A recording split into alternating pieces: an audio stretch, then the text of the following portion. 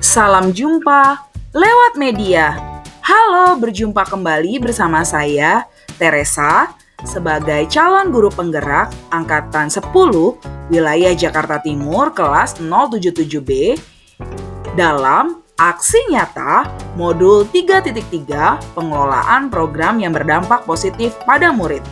Saya masih terus didampingi oleh Ibu Sinta selaku pengajar praktik serta Bapak Irfan selaku fasilitator.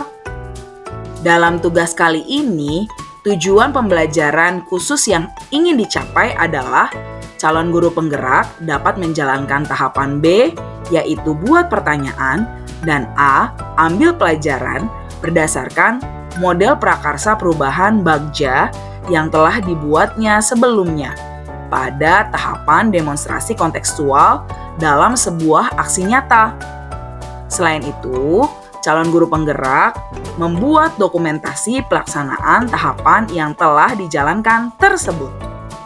Jika dilihat kembali, adapun prakarsa perubahan yang ingin saya wujudkan adalah mengembangkan program ekstrakurikuler berbasis proyek untuk meningkatkan kreativitas dan kemampuan pemecahan masalah murid, di mana ada 5 tahapan yang seharusnya saya lakukan. Namun untuk tugas kali ini, 2 tahapan pertama telah berhasil saya aplikasikan. Dalam tahapan buat pertanyaan, tindakan yang telah saya lakukan adalah mengumpulkan informasi tentang proyek-proyek peningkatan kreativitas dan kemampuan pemecahan masalah yang telah berhasil dilaksanakan di dalam komunitas, serta melakukan survei atau wawancara untuk mengetahui minat dan kebutuhan murid terkait kegiatan ekstrakurikuler. Berikut dokumentasi pelaksanaan tahapan.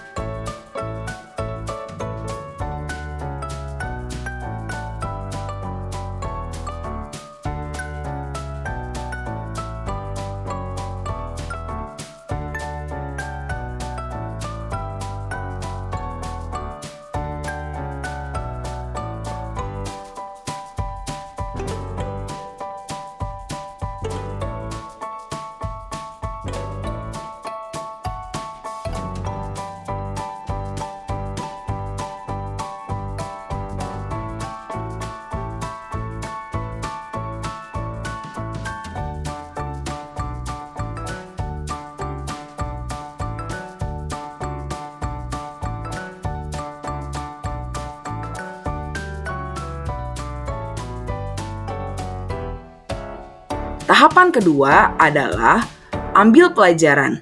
Tindakan yang saya lakukan sebagai berikut. Pertama, menganalisis data survei dan angket. Kemudian menarik kesimpulan yang jelas dan spesifik berdasarkan data yang dianalisis. Kedua, berdiskusi, temuan dengan tim perencanaan untuk mendapatkan perspektif yang berbeda. Ketiga, mendata sumber daya yang dimiliki untuk mendukung pembelajaran murid. Adapun dokumentasi pelaksanaan tahapan sebagai berikut. Selamat pagi anak-anak.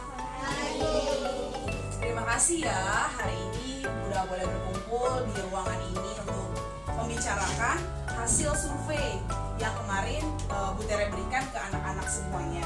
Nah, berdasarkan hasil survei itu, Bu Tere menemukan data bahwa anak-anak belum pernah melakukan kegiatan yang menantang atau membuat kalian berpikir panjang atau lama untuk menemukan solusi ketika mengikuti sebuah ekskul. Nah, terus juga tapi kalian itu sering mendapatkan tugas dari Bapak Ibu guru di kelas untuk bikin karya, bener kan? Iya, benar. Terus abis itu karyanya tersebut ditampilin di depan teman-teman yang lain, betul? Betul. Nah, abis itu kan ada perasaan di sana. Ada yang takut, tapi juga ada yang ngerasa bangga, bener kan ya? Ada yang ngerasa bangga. Nah, Bu Tere hari ini berinisiatif mengumpulkan kalian, mau mendiskusikan kembali apakah ada kegiatan yang kira-kira bisa kita lakukan supaya anak-anak semakin tertantang dan semakin terasah kreativitasnya. Dari sini kita bikin mading aja, Bu. Bikin mading. Mading itu apa sih? majalah dinding. Nah, menurut pemikiran Aisyah, kenapa kita perlu untuk bikin mading?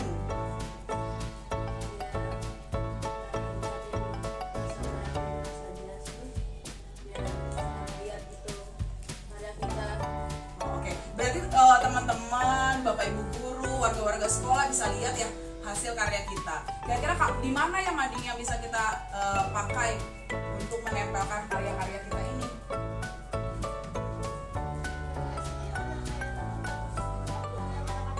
Oh iya betul ya, di depan UKS ini ada. Nanti kita bisa tempelkan di situ berarti ya. Iya. Oh di dekat tangga juga ada. Kita juga bisa pakai tuh di situ ya. Oke benar. Terus anak-anak kira-kira apa yang bisa kita tempelkan di sana nanti? Hasil karya berupa apa tuh? Ada yang bisa bikin komik? Oh ada, oke good. Terus ada yang bisa bikin gambar? Oh, oke, iya. Ada yang bisa bikin cerita? Iya. Terus apa lagi ya? Bikin poster kali ya? Bikin poster juga bisa. Nah, terus mungkin juga kita bisa wawancara sama siapa aja. Nanti kita bisa atur untuk ditempel di sana ya. Terus kira-kira bagaimana ya penjadwalannya? Gimana? Menurut kalian gimana jadwalnya? Kelas 6 dulu, baru kelas 5, baru kelas 4. Ini kita aturnya berdasarkan apa? 1 bulan sekali, 1 minggu sekali, atau 1 tahun sekali? Oke ya, nggak mungkin 1 tahun sekali ya, jangan ya. Gimana? Menurut kalian gimana? 1 bulan sekali aja ya? Oh iya, 1 bulan sekali. 1 bulan sekali berarti dimulai dari kelas 6 dulu. Nanti bulan Oktober berarti dimulainya kelas 6 gitu. Oke, kelas 6. Terus setiap mading tuh setahu Bu Tere ada tema-temanya tuh. Kalau menurut kalian tema-temanya bagaimana nantinya? Kalau dari kelas 6 kita sepakat temanya sains. Sains itu apa? Oh, ilmu pengetahuan. Oke, ilmu pengetahuan dari kelas 6. Kalau kelas 5 bagaimana? Belum tahu ya. Tapi nanti kalian rundingan lagi gitu. Ya, buat menentukan temanya apa gitu ya. Kalau kelas 4 gimana kelas 4? Belum ada yang setuju, tapi pernah sempat kepikiran nggak ada tema apa gitu yang mau ditempelin atau dihasilkan? Dunia imajinasi. Oke, berarti di situ nanti tentang imajinasi ya. Hayalan, imajinasi itu hayalan, jadi sesuatu yang mungkin nggak nyata gitu ya. Ya bisa tentang kartun, tentang barang-barang masa depan yang mungkin bisa kita bikin, itu bisa juga ya. Oke baik. Nah, biar seru, berarti madingnya ini harus ada namanya nih. Ada ide nggak namanya apa? Mas ini tuh apa? Mading siswa-siswi. Oke, good, bagus tuh. Ada lagi nggak nama mading yang lain? Apa? Mading Sigma. Oke, Sigma. Sigma tuh apa sih?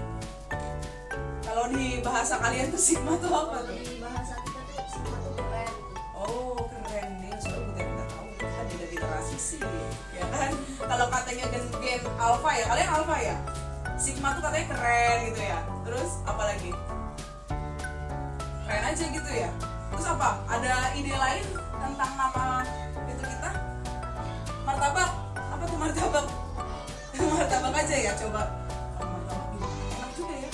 Kayak bisa dimakan gitu kan? Kumpulannya macam-macam, ada telurnya, ada dagingnya. Itu bisa makan jadi satu, bisa dinikmatin sama-sama siapa aja. Oke, terus ada lagi nggak yang lain? Main, apa tuh main? Mading indah. Keren juga tuh mading indah. Dari tadi ya ada main, ada martabak, terus masiwi, kemudian Sigma, sama apa lagi yang tadi? Udah ya, 4 ini ya. Kira-kira kita mau namanya apa nih yang gampang diingat terus keren? Apa? Sigma ya? Lagi viral ya Sigma ini ya? Siapa sih yang mau ini? Yang ngeviralin itu tau nggak kalian? Enggak. Itu tuh maksudnya Sigma ya? Berarti Sigma tuh keren. Keren, oke deh Sigma. Nah, tapi kita harus hari ini nih kasih. Ini kan kayak singkatan gitu kayaknya ya. Sigma. Ada yang bisa manjangin kira-kira kalimat apa? Oh, siswa gemar membuat mading. Oke, ada masukan lain? Oh, siswa gemar membuat kreasi. Oke, ada lagi? Karena belakangnya A, apa ya? Bagus sih siswa gemar, kan sik ya. Siswa gemar G, terus R-nya membuat. Nah, belakangnya A. Kalau kreasi masih I. Kayak gitu. Terus kalau tadi apa tadi? Mading, karya, membuat karya. Oke juga tuh kalau membuat karya. Jadi siswa gemar membuat karya. Gitu ya? Setuju ya? Setuju. Berarti nanti dimulai dari kelas 6 dulu. Sekarang bulan September ini kelas 6 udah boleh bikin karya apapun itu yang bisa kita tempelin ya, tadi temanya adalah sains. Nah, Bu Tere mengingatkan bahwa gak cuma kalian yang boleh membuat madingnya ya, kalian juga boleh ngumpulin hasil karya teman-teman kalian di kelas, sehingga madingnya bisa jadi makin banyak yang yang berkontribusi di sana. Ya, jangan lupa ditulis namanya ya, supaya nanti ketahuan, oh ini hasil karya siapa, jadi kita tahu kalau mau memuji siapa. Oke, sepakat ya? Sepakat. Terima kasih banyak untuk hari ini. Berikut catatan refleksi setelah melakukan 2 tahapan Bagja. Pertama, peristiwa. Saya tergerak untuk melakukan aksi mengaktifkan kembali majalah dinding sekolah karena sudah lama majalah dinding tersebut tidak dimanfaatkan. Tujuan saya adalah meningkatkan kreativitas dan kemampuan pemecahan masalah peserta didik melalui kegiatan ekstrakurikuler berbasis proyek. Dalam pelaksanaannya, saya sudah mengumpulkan data dari peserta didik berupa survei. Saya menyiapkan pertanyaan-pertanyaan yang menggali pengalaman serta perasaan peserta didik. Setelah itu, saya menganalisis hasil survei, kemudian berdiskusi bersama peserta didik untuk mengumpulkan ide-ide yang menguatkan. Meskipun menghadapi tantangan, tidak semua kelas mengirimkan wakil peserta didik untuk survei dan diskusi, saya berhasil memberdayakan peserta didik yang ada karena mereka semangat memberikan ide untuk keberhasilan bersama. Hasilnya, kami menggali lebih dalam rencana pelaksanaan program. Bahkan, saya merasa ada beberapa tahapan Bagja yang saya lompati karena tidak ingin terlewatkan semangat dari peserta didik untuk terlibat. Pada tahapan awal ingin memulai, saya merasa khawatir tentang ketertarikan peserta didik pada program ini. Namun, kekhawatiran saya tidak terbukti. Saya bersyukur peserta didik yang telah dipilih oleh guru kelas menunjukkan antusiasme untuk mewujudkan program ini. Bahkan, dalam diskusi awal, semangat mereka menular kepada saya, sehingga saya pun mengatur eksekusi lebih cepat dari perencanaan yang saya buat sebelumnya. Saya merasa berhasil menularkan semangat kreasi dan kemampuan memecahkan masalah kepada peserta didik. Adapun pembelajaran yang saya dapatkan dari kegiatan ini ialah dalam pelaksanaan aksi nyata sejauh ini, saya menemukan bahwa program yang direncanakan dengan melibatkan banyak orang justru memberikan banyak dorongan dan inspirasi. Saya belajar menyusun program dengan lebih detail, namun juga disertai dengan tindakan-tindakan sederhana serta berpikir.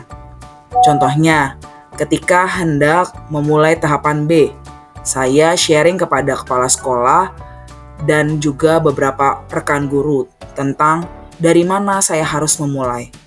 Sayangnya memang tidak terdokumentasi dengan baik. Sharing itu membuat saya merinci kembali hal-hal yang perlu saya lakukan. Selain itu, saya semakin dikuatkan bahwa peserta didik yang Tuhan titipkan dalam hidup saya memiliki potensi yang luar biasa. Mereka mampu diajak sharing untuk memecahkan masalah bersama dan juga memberi ide-ide di luar pikiran saya. Ini meneguhkan saya untuk semakin membangun kolaborasi dengan berbagai pihak. Pengalaman dalam melakukan aksi nyata semakin meneguhkan kembali panggilan saya menjadi seorang pemimpin pembelajaran yang berpihak kepada murid. Untuk penerapan ke depan, menurut saya, kolaborasi adalah kunci yang akhirnya saya kembangkan dalam proses ini. Kolaborasi mampu memberikan inspirasi dan semangat untuk berkarya lebih baik. Masih ada 3 tahapan lagi yang akan saya lakukan untuk menguatkan penyusunan program. Pada setiap tahapan, saya akan lebih banyak melibatkan pemikiran banyak orang, khususnya peserta didik, agar program ini bisa berjalan konsisten dan bukan hanya sebatas tugas pendidikan guru penggerak saja. Selain itu, saya juga akan semakin membuka diri untuk mendengar orang lain dan tidak puas dengan kecakapan diri sendiri saja. Sekian laporan aksi nyata yang telah saya lakukan. Terima kasih telah menyaksikan. Salam tergerak, bergerak, menggerakkan. Sampai jumpa di episode selanjutnya.